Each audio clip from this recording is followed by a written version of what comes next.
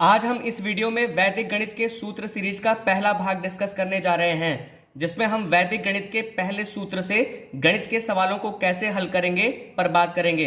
ये संस्कृत के सूत्र अद्भुत हैं। छोटी उम्र में ही बच्चे गणित के सवालों को मौखिक हल कर सकते हैं। देखिए, वैदिक गणित के सूत्र के सीरीज में जो पहला सूत्र है वो है एकाधिकेन पूर्वेण। तो पहले हम इस संस्कृत के सूत्र का अर्थ समझ लेते हैं। देखिए, एकाधिकेन पूर्वेण में जो पूर्वेण लिखा हुआ है इसका अर्थ होता है पूर्व वाले से। इसको और अच्छे ढंग से क्लैरिफाई करते हैं कि पूर्व वाले से का अर्थ होता है पहले आने वाले से, और एकाधिकेन का अर्थ होता है एक अधिक। तो एकाधिकेन पूर्वेण का जो कंप्लीट अर्थ हुआ वो ये हुआ कि पहले आने वाले से एक अधिक। लेकिन अभी भी आप इस सूत्र को अच्छे ढंग से नहीं समझे होंगे और ये भी नहीं समझ पाए होंगे कि इस सूत्र से हम किस तरह के सवालों को हल कर सकते हैं। तो देखिए, मैंने इसमें आगे लिखा है कि यह सूत्र संख्याओं को गुणा करने से संबंधित है। देखिए, इस सूत्र से हम गणित के गुणा से संबंधित सवालों को हल कर सकते हैं, भाग से संबंधित भी सवालों को हल कर सकते हैं, लेकिन इस भाग में हम गुणा से संबंधित सवालों के बारे में आपको बताएंगे। इसमें मैंने आगे लिखा है कि इस सूत्र से हम दो तरह के प्रश्नों को हल कर सकेंगे, लेकिन प्रश्नों से संबंधित कुछ शर्तें हैं कि हम दो तरह के सवालों को हल कर पाएंगे, लेकिन उन प्रश्नों से संबंधित कुछ शर्तें हैं। इसमें जो पहले प्रकार का प्रश्न होगा, देखिए यहां पर लिखा है कि पहले प्रकार के प्रश्न और शर्त, कि पहले प्रकार के प्रश्न कौन से होंगे और उन्हें हल करने का शर्त क्या होगा।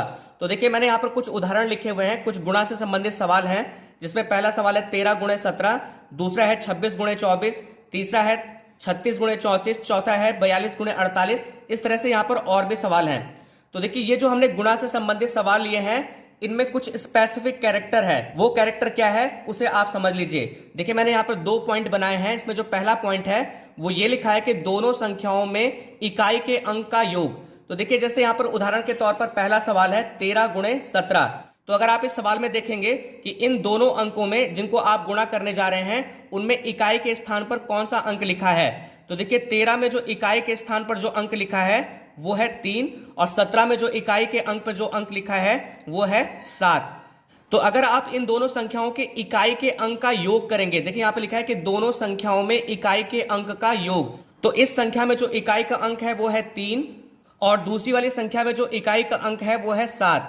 तो अगर आप इन दोनों संख्याओं के इकाई के अंक को जोड़ें, यानी कि अगर आप 3 और 7 को जोड़ेंगे तो इनका जोड़ आएगा 10। यानी कि जो पहली शर्त है कि इस सूत्र से आप जिन सवालों को हल करेंगे, जिन संख्याओं को गुणा करेंगे, उन दोनों संख्याओं के इकाई के अंकों को जब आप जोड़ेंगे तो उसका योग 10 आना चाहिए। और इसमें जो दूसरी शर्त है वो ये है कि दोनों संख्याओं में दहाई का अंक, यानी कि अगर आप पहली वाली संख्या में और दूसरी वाली संख्या में दहाई के अंक को देखेंगे तो यहां पर भी 1 है और यहां पर भी 1 है। अगर आप दूसरे उदाहरण को लेंगे तो यहां पर भी जो दहाई का अंक है वो 2 है और यहां पर भी कितना है, 2 है। तो दोनों संख्याओं में जो दहाई का अंक होना चाहिए वो समान होना चाहिए। तो ऐसे सवाल कि जिनमें ये दोनों कंडीशन फॉलो होती हों, आप उन्हीं सवालों को इस सूत्र की सहायता से गुणा कर सकते हैं। तो यहां पर मैंने जितने भी उदाहरण लिखे हैं उनमें ये दोनों कंडीशन फॉलो होती है। जैसे देखिए, यहां पर 36 गुणे 34 है। तो देखिए, 36 में जो इकाई का अंक है वो 6 है और 34 में जो इकाई का अंक है वो 4 है। तो जब आप 6 और 4 को जोड़ेंगे तो उनका योग 10 आ जाएगा।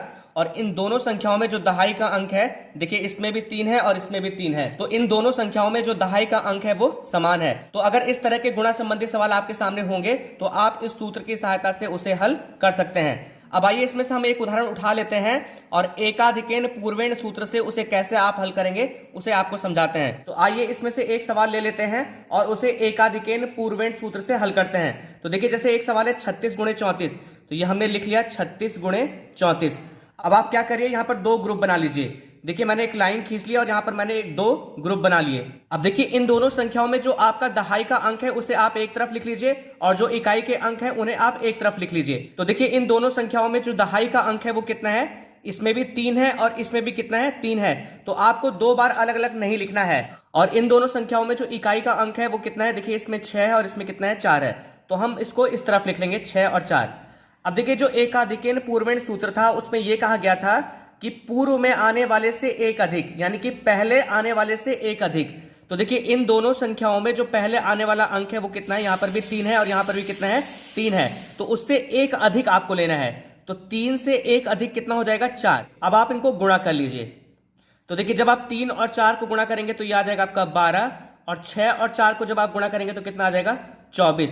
अब आप इसे एक सीरीज में यानी कि एक लाइन में लिख लीजिए। तो जो 36 गुणे 34 का मान होगा वो कितना हो जाएगा, पहले आप 12 लिख लीजिए, ये हो गया 12, और उसके बाद आप 24 लिख दीजिए तो कितना आ जाएगा ये 24। तो 36 गुणे 34 का जो मान होगा वो कितना हो जाएगा 1224 या 1224 आप इसे कह सकते हैं। आइए आपको एक और सवाल हल करके दिखाते हैं, फिर यह आपको अच्छे ढंग से समझ में आ जाएगा। तो देखिए यहां पर एक सवाल है 42 गुणे 48, तो इसे ले लेते हैं 42 गुणे 48। अब अगर आपको उसको सीधे हल करना है तो आपको ज्यादा नहीं सोचना होगा। आपको करना क्या है कि इन दोनों में देखिए दहाई का अंक समान है, यहां पर भी 4 है और यहां पर भी 4 है, तो आप 4 में गुणा कर दीजिए इससे एक अधिक। तो 4 से एक अधिक कितना होता है 5, तो जब 4 और 5 की आप गुणा करेंगे तो कितना आ जाएगा 20। और उसके बाद आप इन दोनों संख्याओं में इकाई के अंक को आपस में गुणा कर दीजिए। तो जब आप 2 8 को गुणा करेंगे या 8 2 को गुणा करेंगे तो 2 गुणे 8 बराबर कितना आ जाएगा आपका 16। तो 42 गुणे 48 का जो मान होगा वो कितना हो जाएगा कि पहले आप 20 लिख लीजिए, ये हमने लिख दिया 20, और उसके बाद आप 16 लिख दीजिए। तो इस तरह से 42 गुणे 48 का मान आ गया 2016। एक सवाल और फटाफट हल कर लेते हैं। जैसे देखिए यहां पर है 51 गुणे 59, तो 51 गुणे 59 का जो मान होगा वो कितना हो जाएगा, तो आप देखिए मन में करिए। देखिए इन दोनों में जो दहाई का अंक है वो समान है, वो कितना है 5, तो 5 भी लेना है आपको और इससे एक अधिक, तो 5 से एक अधिक कितना होता है 6, तो 5 और 6 की गुणा करेंगे तो कितना आ जाएगा 30। और इन दोनों संख्याओं में आप इकाई के अंक को आपस में गुणा कर दीजिए। तो जब 1 और 9 को गुणा करेंगे तो कितना आ जाएगा ये 9। लेकिन जब आप 51 और 59 को गुणा करेंगे तो वो 309 नहीं आएगा, आप चेक कर लीजिएगा।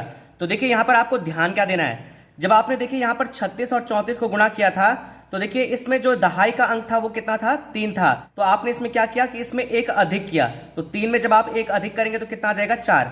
तो 3 और 4 को जब आपने गुणा किया तो जो अंक आया वो 2 अंकों की संख्या आई। देखिए यहां पर 12 आया, और जब आपने इन दोनों संख्याओं के इकाई के अंक को गुणा किया 6 और 4 को तो कितना आया 24।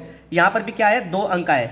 लेकिन जब आप इस सवाल में देखेंगे कि जब आपने देखिए यहां पर जो दहाई का अंक था वो कितना था 5 था, और यहां भी क्या था 5 था, तो 5 से एक ज्यादा कितना हुआ 6। तो जब 5 और 6 के जब आप गुणा करेंगे तो वो 30 आ गया, ठीक है। लेकिन जब आप 1 और 9 की गुणा करेंगे तो केवल 9 आएगा, इसमें एक ही अंक आ रहा है, जबकि यहां कितने आए थे 2 अंक आए थे। तो यहां पर शर्त यह है कि आपका जो भी उत्तर आना चाहिए वो 2 अंकों में आना चाहिए। तो अब आप क्या करेंगे कि जब आपने 1 और 9 को गुणा किया तो एक ही अंक आया, लेकिन इसको आपको 2 अंक बनाने होंगे। तो 2 अंक बनाने के लिए क्या करेंगे आप 9 के आगे एक 0 और लगा दीजिए, तब ये कितना हो जाएगा 3009। अब अगर आप 51 और 59 को गुणा करेंगे तो अब आपका जो उत्तर होगा वो मैच हो जाएगा, और वो उत्तर कितना आएगा 3009। अब आप एक सवाल और समझ लीजिए, और जब आप इसको समझ लेंगे तो अब आपको इस तरह के किसी भी सवाल में दिक्कत नहीं होगी। देखिए यहां पर हमने एक उदाहरण लिया है 21 गुणे 29, यहां पर भी देखिए वो दोनों रूल फॉलो होंगे कि इन दोनों संख्याओं के इकाई के अंक को जोड़ेंगे, आप 1 और 9 को जोड़ेंगे तो ये 10 आ जाएगा, और इन दोनों संख्याओं में जो दहाई का अंक है वो कितना है 2, और वो समान है। तो देखिए इस सवाल को जब आप हल करेंगे तो इसके भी मैं 2 पार्ट बना लेता हूं। तो देखिए क्या करना है आपको कि इन दोनों संख्याओं में सबसे पहले आपको दहाई का अंक लेना है, कितना लिया आपने 2, और वो दोनों समान है, तो एकाधिकेन यानी कि आपको इसमें एक अधिक करना है। तो 2 में जब आप 1 जोड़ेंगे तो कितना हो जाएगा 3, ठीक है। और इसी तरह से आपको क्या करना है कि इन दोनों संख्याओं में इकाई का अंक ले लेना है। तो यहां भी इकाई का अंक कितना है 1, और यहां भी इकाई का अंक कितना है 9। अब आप इनको गुणा कर लीजिए, ठीक है। तो 2 तिया कितना हो गया 6, और यहां पर हो जाएगा 1 को जब आप 9 से गुणा करेंगे तो कितना आ जाएगा 9।